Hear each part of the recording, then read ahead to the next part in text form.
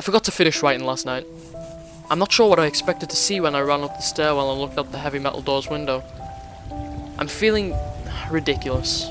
Last night's fear seems hazy and unreasonable to me now. I can't wait to go out into the sunlight. I'm gonna check my email, shave, shower, and finally get out of here. Wait, I think I heard something. It was thunder. That whole sunlight and fresh air thing didn't happen. I went out into the stairwell and up the stairs, only to find disappointment. The heavy metal door's little window showed only flowing water as torrential rain slammed against it. Only a very dim, gloomy light filtered in through the rain, but at least I knew it was daytime, even if it was a grey, sickly wet day. I tried looking out the window and waiting for lightning to illuminate the gloom. The rain was too heavy and I couldn't make out anything more than vague, weird shapes, moving at odd angles in the waves washing down the window. Disappointed, I turned around, but I didn't want to go back to my room. Instead, I wandered further up the stairs, past the first floor and the second. The stairs ended at the third floor, the highest floor in the building. I looked through the glass that ran up the outer wall of the stairwell, but it was that warped, thick kind that scatters the light, not that there was much to see through the rain to begin with. I opened the stairwell door and wandered down the hallway. The 10 or so thick wooden doors, painted blue a long time ago, were all closed. I listened as I walked, but it was the middle of the day, so I wasn't surprised that I heard nothing but the rain outside. As I stood there in the dim hallway, listening to the rain, I had the strange fleeting impression that the doors were standing like silent granite monoliths, erected by some ancient, forgotten civilization for some unfathomable guardian purpose. Lightning flashed, and I could have sworn that, for just a moment, the old grainy blue wood looked just like rough stone. I laughed at myself for letting my imagination get the best of me, but then it occurred to me that the dim gloom and lightning must mean there was a window somewhere in the hallway. A vague memory surfaced, and I suddenly recalled that the third floor had an alcove and an inset window halfway down the floor's hallway. Excited to look out into the rain and possibly see another human being, I quickly walked over to the alcove, finding the large, thin glass window. Rain washed down it, as with the front door's window, but I could open this one. I reached a hand out to slide it open, but it hesitated. I had the strange feeling that if I opened the window, I would see something absolutely horrifying on the other side. Everything's been so odd lately, so I came up with a plan, and I came back here to get what I needed.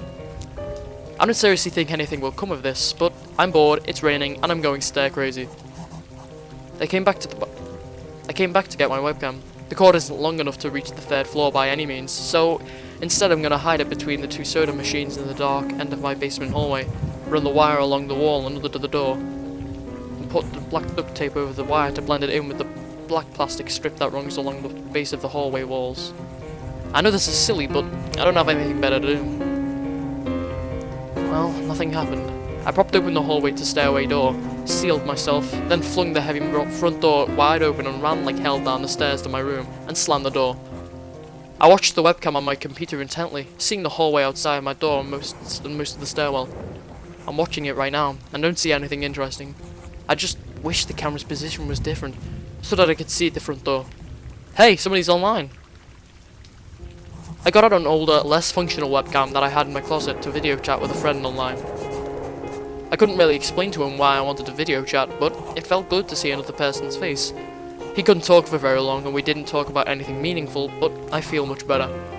My strange fear is almost past. I would feel completely better, but there was something odd about our conversation. I know that I've said that everything seems odd, but still, he was very vague in his responses. I can't recall one specific thing that he said, no particular name or place or event. But he did ask for my email address to keep in touch. Wait, I just got an email. I'm about to go out. I just got an email from Amy that asked me to meet her for a dinner at the place we usually go. I do love pizza and I've just been eating random food from my poorly stocked fridge for days, so I can't wait. Again, I feel ridiculous about the odd couple of days I've been having. I should destroy this journal when I get back. Oh, another email. Oh my god, I almost left the email and opened the door. I almost opened the door, but I read the email first. It was from a friend I hadn't heard from in a long time, and it was sent to a huge number of emails that must have been in every person he had saved in his address list. It had no subject and simply said, "Seen with your own eyes, don't trust them, they." What the hell is that supposed to mean? The words shock me and I keep going over and over them.